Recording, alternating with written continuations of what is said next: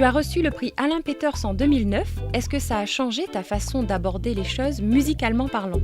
Sûrement que le prix là ouvert ma des portes et là donne à moi un peu plus de visibilité, on va dire. Ça.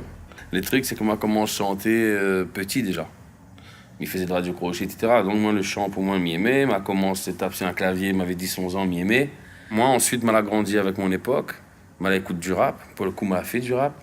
En grandissant, m'a voulu exprimer moi avec ma langue maternelle, quoi. Et essayer d'influencer mes textes et ma musique avec un affaire de réunionnais. Et aujourd'hui, en fin de compte, c'est une espèce de mélange entre ça que mal a été, ça que m'il est, ça que m'y sera, enfin, m'y connaît pas. Ton dernier album a reçu la collaboration de Camille Basse-Basse. Parle-nous de la rencontre. Bah écoute, Camille nous rencontre à nous ça qu'il faut. Il a invité à moi 2-3 fois aussi sur la scène. Vraiment en freestyle, c'est-à-dire Alex, come on, viens où. Et à un moment donné, ne connaissait pas nous du tout, nous a appris à connaître à nous, et puis lui apporte vraiment une touche soul à l'album, quoi. Voilà, on a des morceaux où sont vraiment les riffs de Camille, quoi. Et elle passe super, quoi. Comment le rap réunionnais est-il perçu à l'extérieur ? À l'extérieur, on m'a remarqué déjà que le fait de rapper en créole, il apporte un truc. Il apporte une nouvelle façon de découvrir un flow.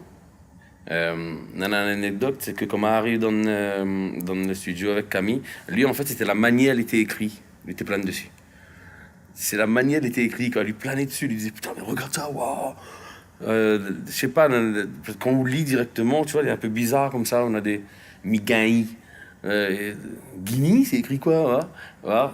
Et après, musicalement parlant, même, il faut tourner encore plus pour voir, quoi. Ton rap est très influencé par la Réunion et sa musique. C'est primordial pour toi ?